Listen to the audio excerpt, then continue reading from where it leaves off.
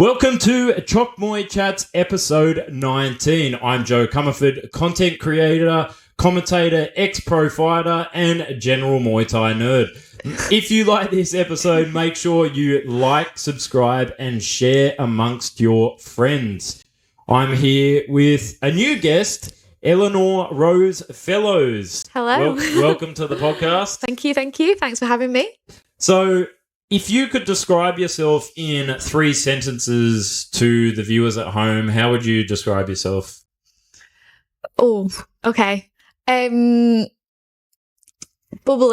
I think would be a word. I'm always quite smiley. Motivated and disciplined. Excellent. Now, Eleanor's a professional fighter here in Thailand. She's been fighting on the entertainment circuit, and also you've had a few fights out in the country on the festivals as well. Yeah. So we'll get into the nitty and gritty of it. Where did Muay Thai start for you?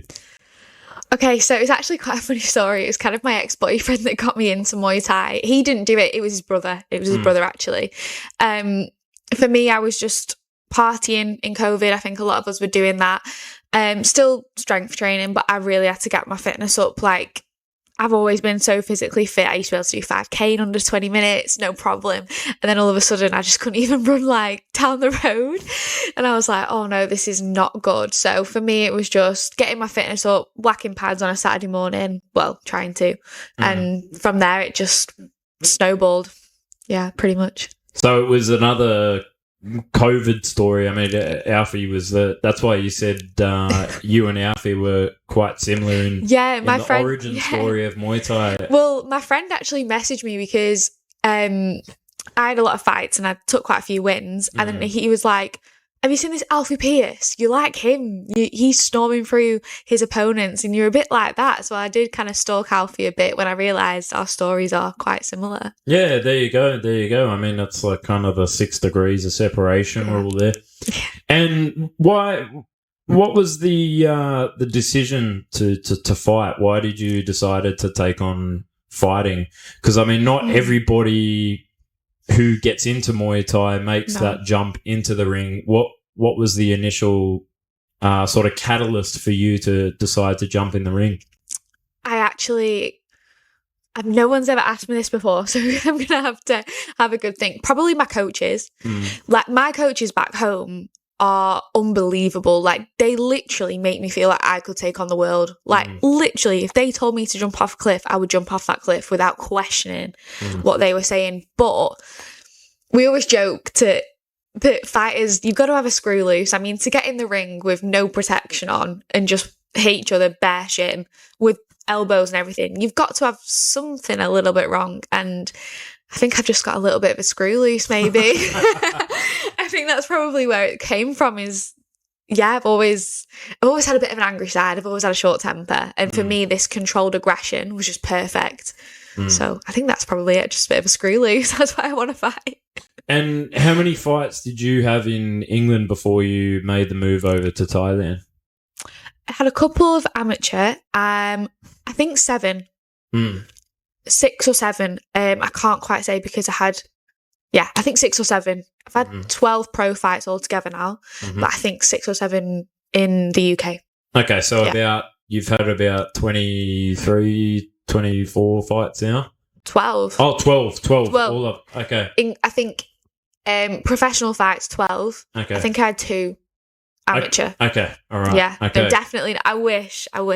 Yeah. One day. Oh, that's all right. You just got to keep active. That's my goal. Things. Just rack up the experience. Yeah. So, why did you decide to move over to Thailand, make the move over here? Was that it was obviously post COVID. What was the push for me, 2 things. 1, ring experience. So I didn't have the chance. Like, when people start when they're younger, they go through the junior experience, they go through the C class, and I was kind of straight in. I had 2 N class and then 1 C class, which is how we do it in the UK. We do these classes based on like times, whether you can use elbows, things like that. And then I was straight to A class. So I was kind of taking on opponents then. Once you've done that, it's hard to go back down. So I was taking on opponents with junior experience, with experience across the board, and I was making silly errors that I wouldn't have made. Like, my coach was like, you shouldn't be doing that. But equally, he was like, you've not got the ring experience, which is why you're doing it. So it was that, coupled with the fact that I was really struggling to get fights. I had a lot of pullouts, a lot. Like, I would have fought probably 3 or 4 more times last year. And that's on top of the 10 that I had people not pulled out. So, and it was getting to the point where I was having to take fights at higher weights. One of my coaches back home was prepared to fly in foreigners to fight me, but there was issues with visas and stuff. So it was just like, right, let's just go for it. Let's just go to the motherland. Yeah, I mean, that's one of the fairly common themes in female Muay Thai is the a lot of pullouts and the lack of the lack of a talent pool. I mean, I feel for females because it's a little bit harder to get matchups. With the it's not as popular amongst females, but it's getting there. It's becoming more popular. And also the differences in weights. I find that females tend to vary in weights a lot more than males. So and the weight cuts start to become a lot harder for different scientific reasons and that sort of thing. Yeah. So I do feel for females in that sense. So you made the move over to Thailand and you were at Kiat Pontit for a while under the tutelage of Rob Cox over there, the OG of Muay Thai media. What was the connection to Kiat Pontit? So to be honest, I just was coming on my own. I didn't know anyone out here. I was literally packing my bags and moving to the other side of the world. And I think with Rob having that English connection, I felt more confident. And obviously with the connection with John Pop in Leeds, things like that. So I just felt more confident having someone to converse with who was English when I first got to Thailand. That was definitely a driving factor. And I've spoken to people like Hannah Brady. She's a big fighter on the UK scene. She just recently fought on Australia Muay Thai Grand Prix. Yeah. People like that who I've seen train out there, and it also didn't look like too busy of a gym, which is something that I look for. I want to get to a gym and have as much one-on-one time with my trainer as I can. So I knew that I would develop there for sure. So it was definitely a few things, and also for me, I wanted a gym that was not in the thick of the city. Like, I wanted to eat, sleep, fight, train, repeat. That was it. That's all I've come for. Like, I always joke and say, I'm not here to make friends. Like, I'm here to fight. And for me, that gym was just like enough out of the way, but enough. It was close to the city as well that I could do just that. Yeah. If people don't know, Salaya is kind of on the outskirts of Bangkok, probably sort of about 45 minutes to an hour from the centre of the city. So, and out there, it's kind of out in the sticks a little bit. I mean, you have Mahidol University, which is one of the big universities here in Bangkok, which is out that way, but out there's a lot of countryside and a lot of rice fields. So it's kind of, it's like being out in the sticks in the jungle out there. When I first got to Thailand, I obviously being an English person, we're so lazy. We expect everyone to speak English, and I got to Salaya and no one spoke a word of English, and I was like, oh my God, how am I going to survive? It was so hard, but thank God for Google Translate. But literally, there's hardly any Westerners. You are pretty much out in the sticks, as you said, yeah. Yeah, well, it's quite out there. I think I was telling you, my wife's family, they live out there, and then we've got a bit of land out there as well. So, it's towards, if people sort of have an idea, it's out towards Om Noi Stadium, which is quite far from Bangkok. I don't think people realise this, but Om Noi Stadium's about an hour from an hour and 10, I think. I don't think people realise how big Bangkok is. Like, obviously, I live near Manchester in the UK, so it's Manchester times 3 or 4.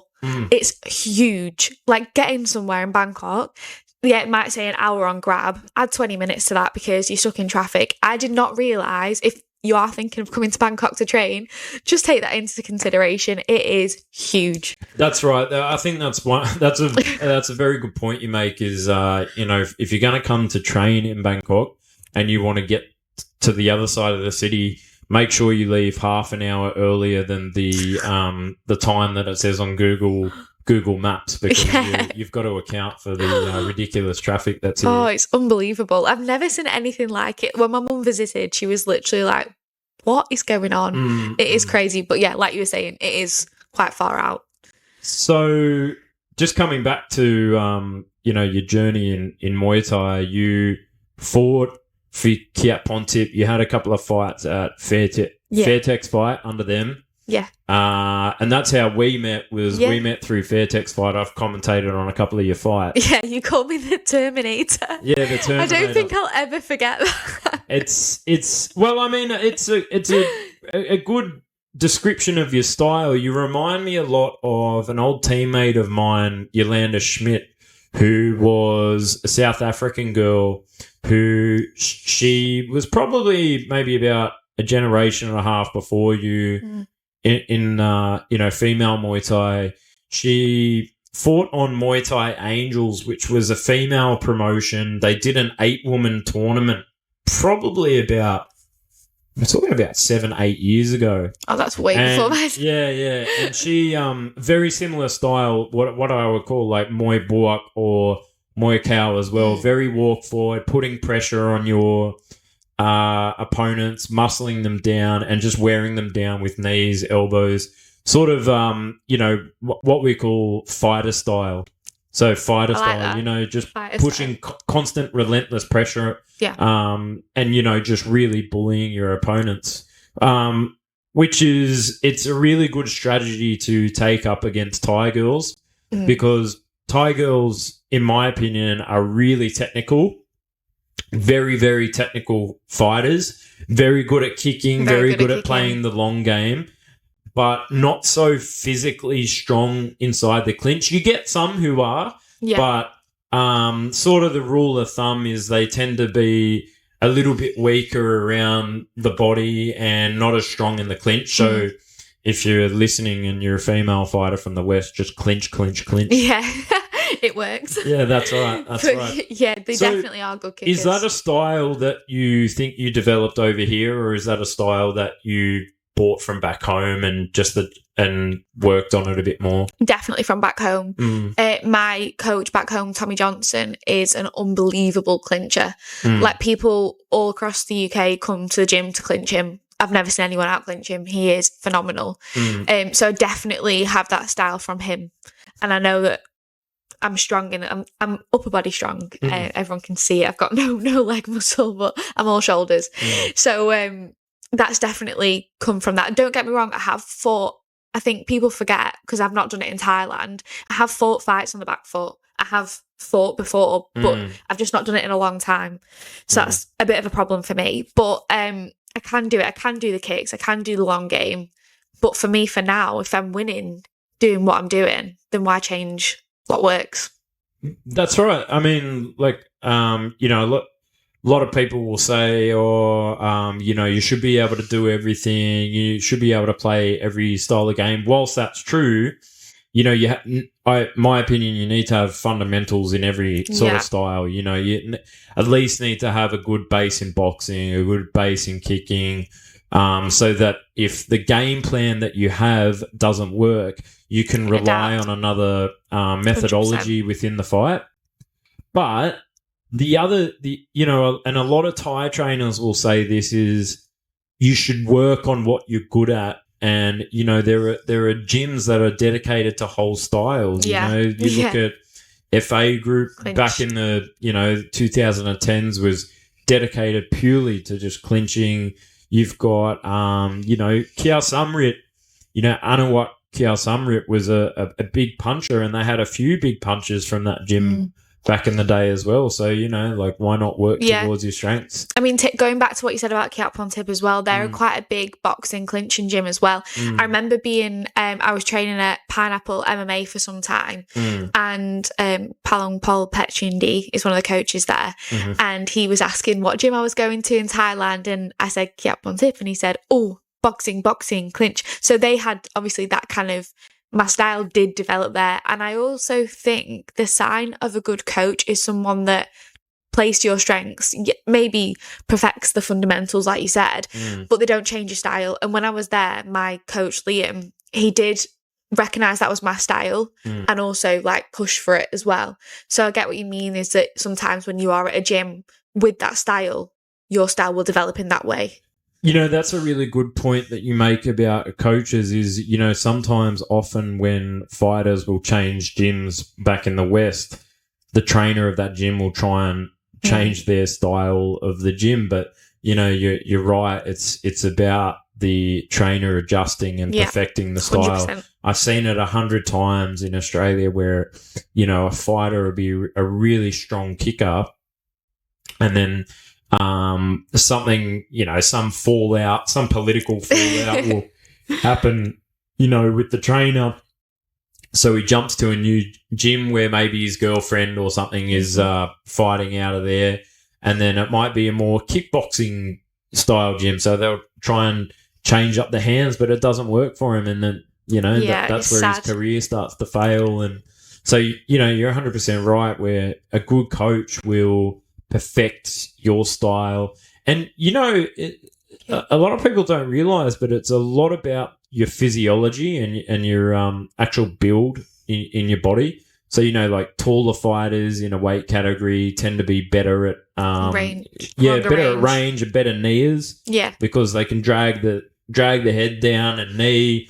Shorter fighters tend to be better Muay Mutt or punchers and low kickers, you know. Yeah, so makes sense. I mean, obviously it just makes sense if you're small, chop the leg. yeah, exactly. I mean, it's not the golden truth for everything, but it tends to be the sort of general rule of thumb for Muay Thai. So you fought on Fairtex Fight.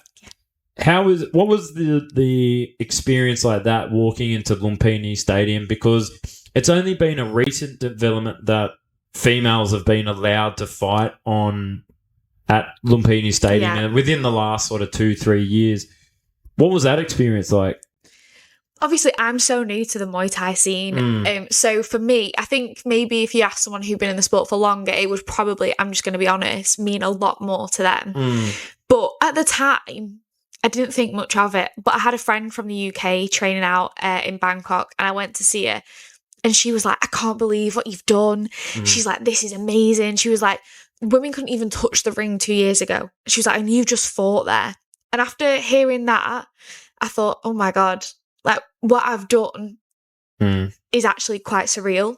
So it was only afterwards that I kind of thought about, wow, this is actually kind of like history making almost.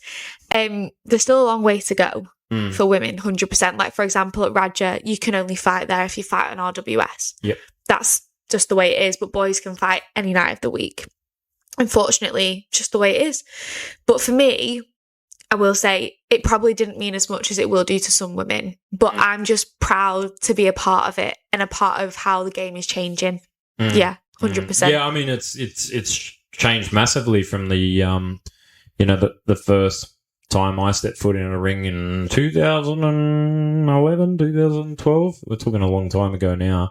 But, you know, it's changed immensely and it's still continuously... It is changing. It is. Continuing to change. The only issue that I would say is that in Bangkok, the opportunities for women are quite limited because you're limited to Fairtex Fight, LWC, RWS, and perhaps maybe some of the like surrounding kind of provincial shows or smaller shows. Yeah. You know, the token festival shows down south and all that sort of stuff. Yeah, I understand. I also think it's a case of like who you know as well to get you the opportunity. So I've been very lucky, and I've also performed, so they want me back. Yep. But I know that the female scene for fighting is bigger in the south. Like I was lucky enough to fight at Patong Stadium, and every night pretty much they have female fights there, but they also have more female fights on the card. So I will say for girls it is better down there, but the training is better in Bangkok, I think, personally, from the gyms that I tried down south. So it's a bit of give and take. You have to either take the chance that you're not going to fight as much, but get better training or more fights and maybe not as much I training. think that's the same as Chiang Mai. I mean, I fought quite a lot up in Chiang Mai, and you can get fights nearly every day of the week. I mean, I fought twice in the same week up there, but the level of training is not quite the same up there as it is down here.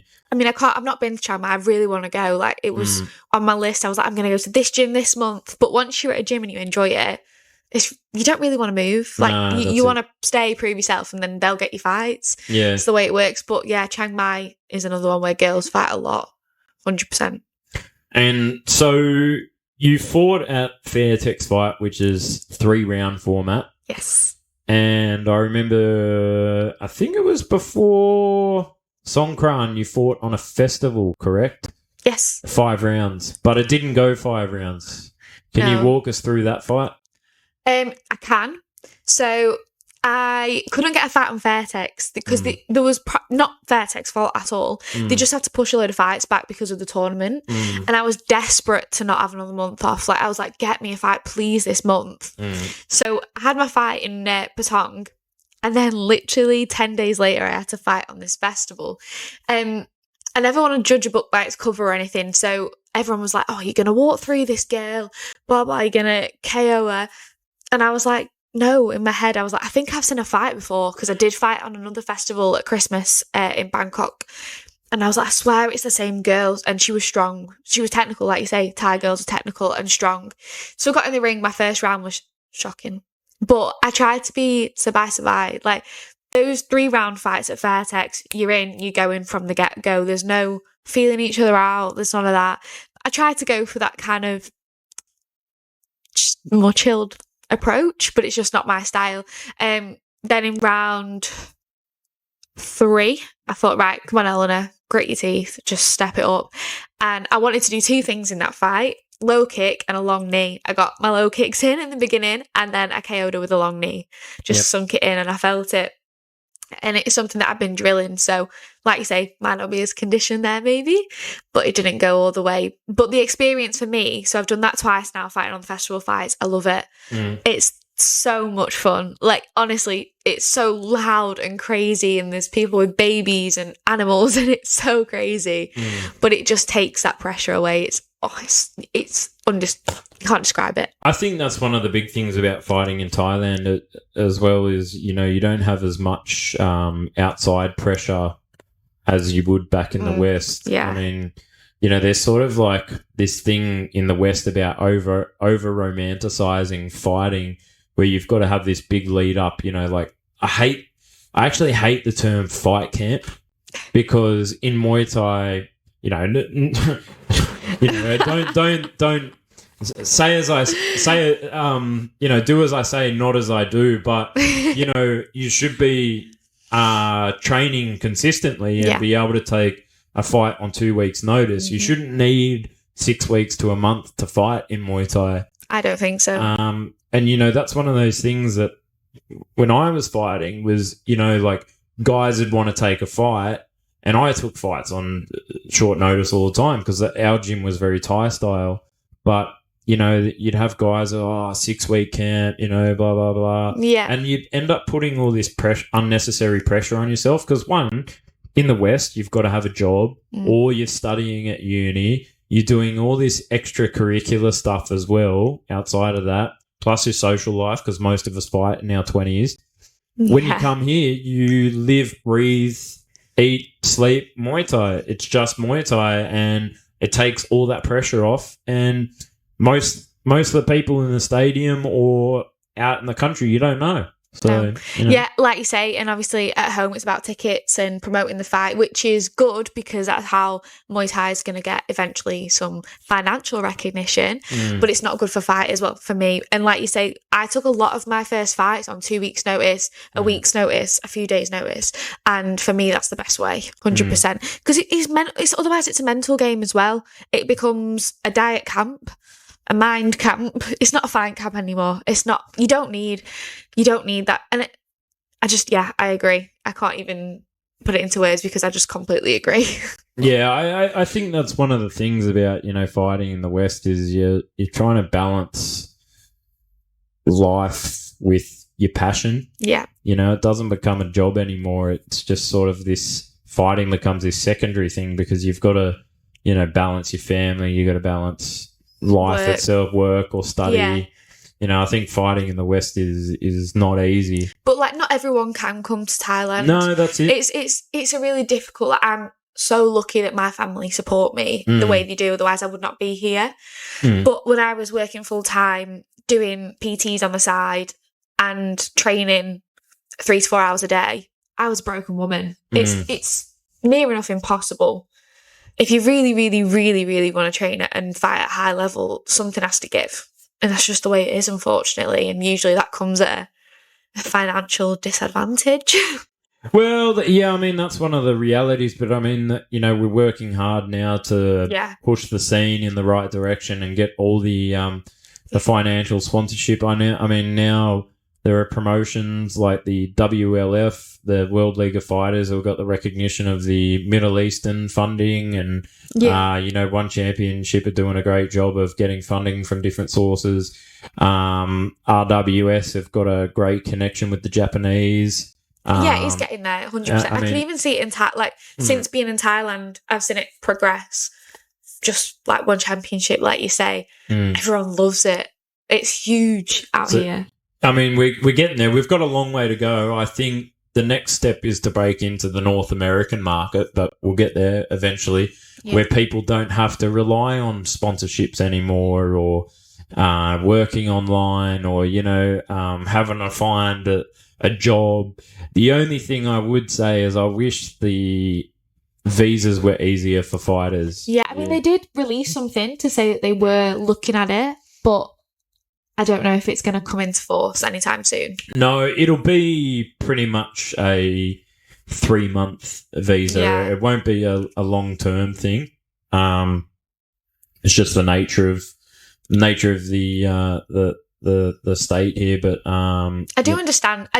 You can't give everyone a visa that wants to come and do Muay Thai. Maybe there should be some kind of protocol that you have to prove the level you're at, prove where you're going to train, how long you're going to stay for, prove that you're going to fight at a certain level, maybe something like that for people that are really serious about pursuing it as a career. Because I think that would be good for Thailand and Muay Thai. I think that would look good for everyone. But equally, you can't just have anyone coming in, staying for a month. Well, I know you don't need a visa for a month, staying for 6 months and just doing a bit, going for a party, doing a bit. Yeah, that's right. It's going to be hard to govern. I understand that. That's right. And just bringing it round back to your personal journey in Muay Thai. Now you've come off an injury. I know you didn't want me to bring this up, but it's something that needs to be looked at. Yeah. How has that played on your mind at the moment? Because I know injuries are a thing that, you know, they kill you on the inside because, you know, you're not doing what you like to do. What do you think the next step is after you come out of this injury and recover?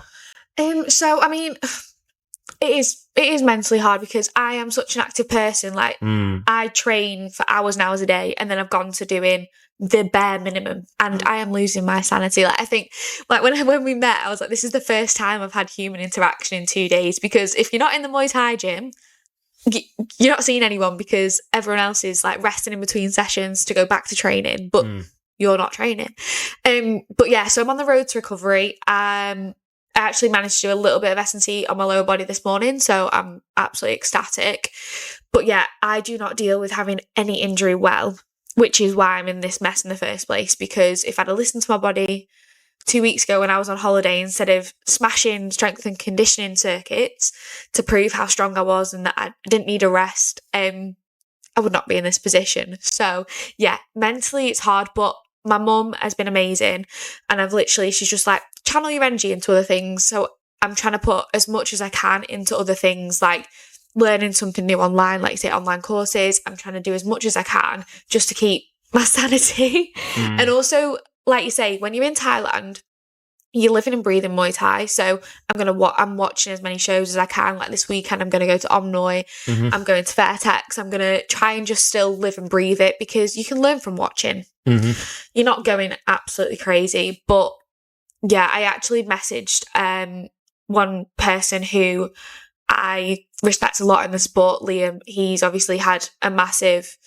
injury with his knee, and he's been out for ages, but he's making his return. So I messaged him and I just said, like, look, I know you're a busy guy, but what do I do? I'm going crazy, not knowing when I'll be back, not knowing when my next fight is. And he said, just listen to your body, because what's kind of comforting me at the minute is the fact that I'm starting out. I've got a career ahead of me. If I carry on and push through it, because right now I'm in a position where I could go back to the gym and I could probably push through it, but then in 3 weeks I'll be back in this position. Yeah, you could be doing more damage than good, which is what I've done. So sometimes, and that's one of the things is, sometimes in this sport you've got to separate your ego from your body a little bit and listen to your body. I think, well, I know, like, everything is always like being a woman, being a girl, and I don't want to use it as an excuse at all. But like you say, things are changing, and I don't want to be seen as being weak for being a girl. Like, I pushed through for so long because I didn't want the trainers or the boys at the gym to think I couldn't keep up because I was a girl, because I can. And I was getting really frustrated that this was happening, but I also didn't want to show any weakness. So yeah, that's pretty much where I'm at. I mean, look, I think it's a good thing that you're taking the time off to recover. Yeah. I mean, because I've seen countless fighters who have tried to push through injuries and they end up doing more damage than good, and that's one thing that a lot of people can do is just separate their ego from the injury. You can only push through so much, and one of the facts of life is you're only getting older, and I mean, you're only young, but I don't feel it. Well, man, I'm 34 and I feel like I'm 50. I mean, but that's what fighting will do to you. Well, that's right. Yeah, I mean, CTE. What a wonder. But I mean, I think it's good that you're taking the time to recover, but you're still going out to the gym and watching the boys train. Yeah. I think that's a really important thing to do.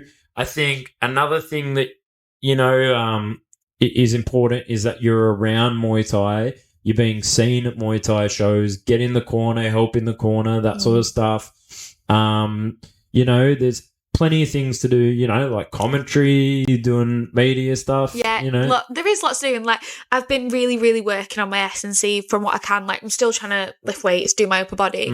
For me, I get such a thrill off like getting my heart going, doing these crazy S&C circuits. So it is hard. I just want to get my heart going, do a bit of like jumping or something. Yeah. But yeah, like you say, it's just so good to be able to just go to RWS or go to one on a Friday just to watch. Like, I just love it. Love watching. Just to be around it. Oh, that's awesome. Yeah.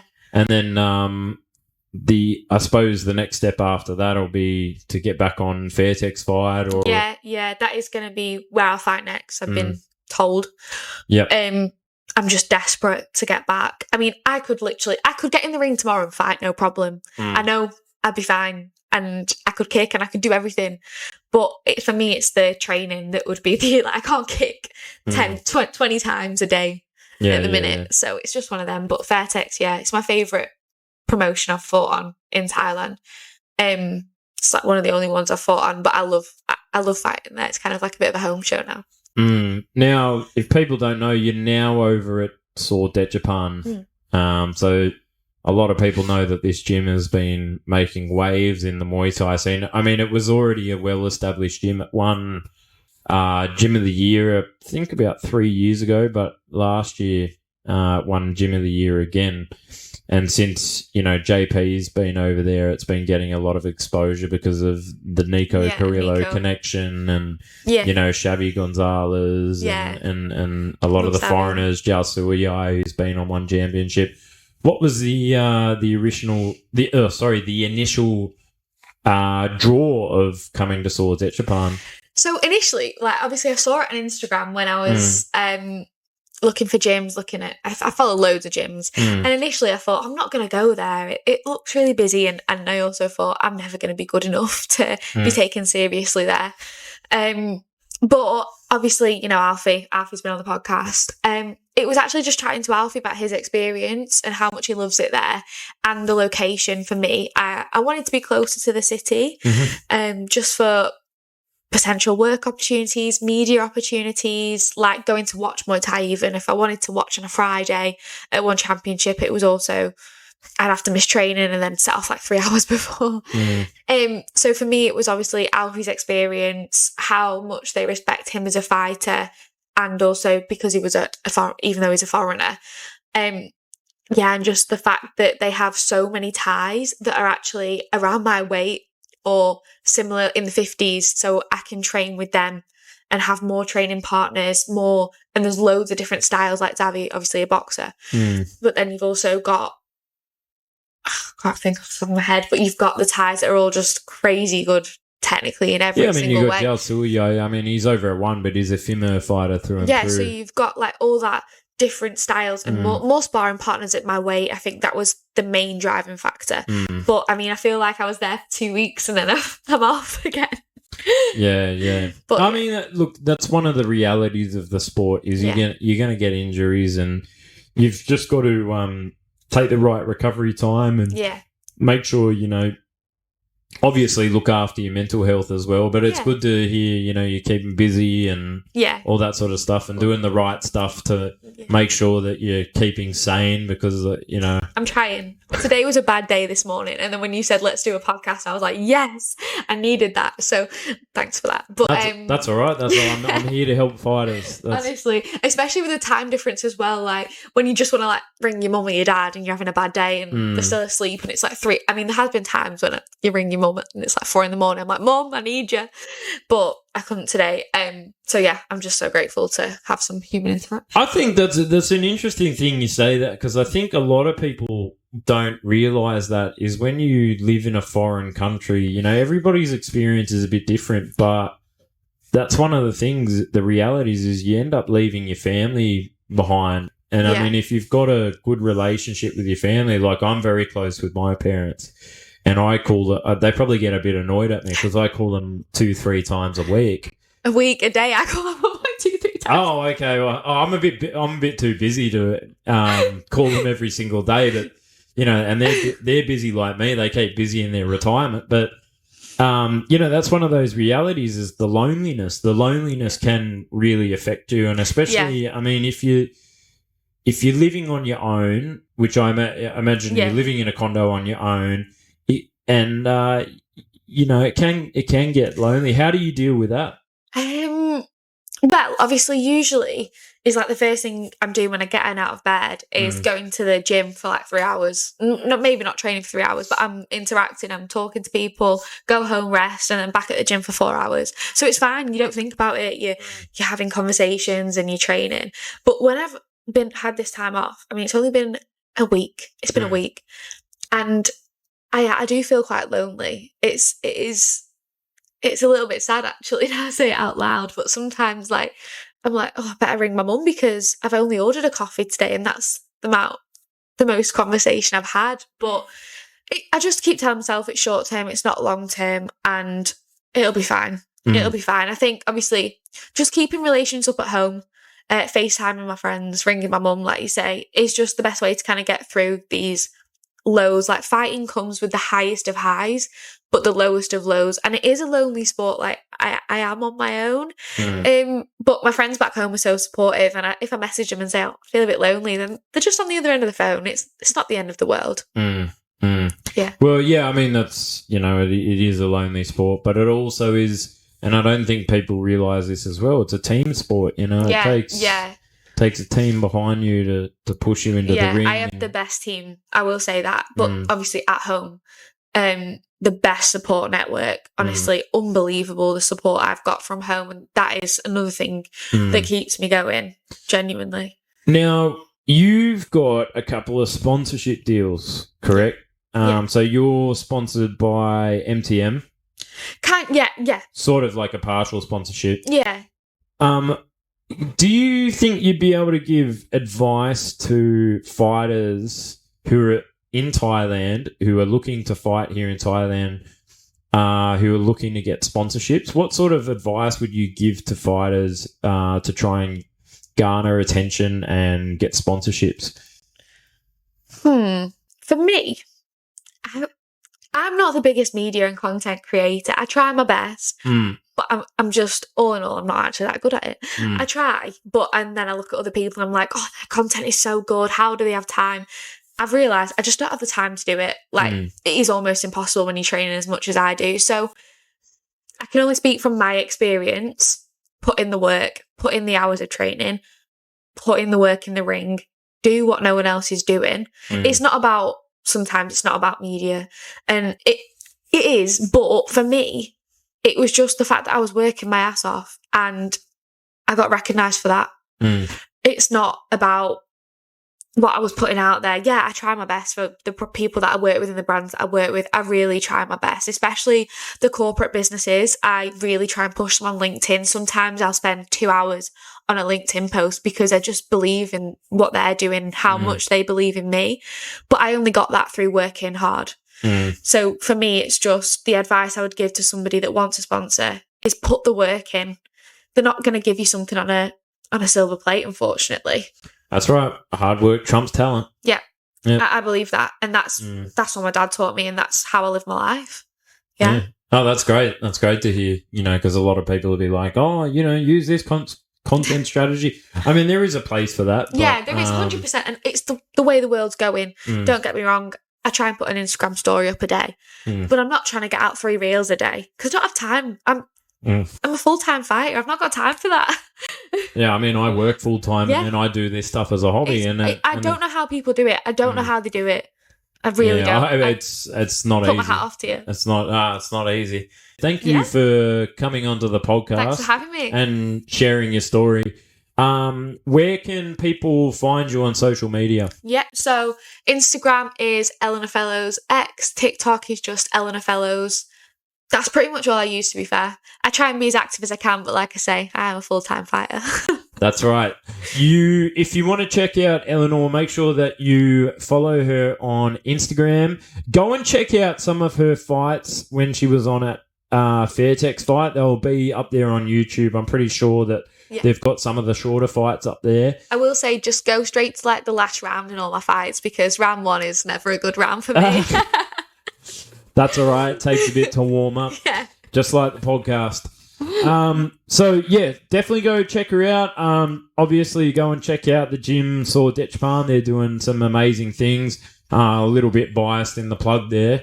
But the best pad man. Yeah, that's right. That's right. Make sure you like, share, subscribe this episode. I think this is episode 19. The lovely Eleanor Fellows. Make sure you follow her journey. I'm Joe Comerford. Like, share, subscribe. Thank you very much. Thank you.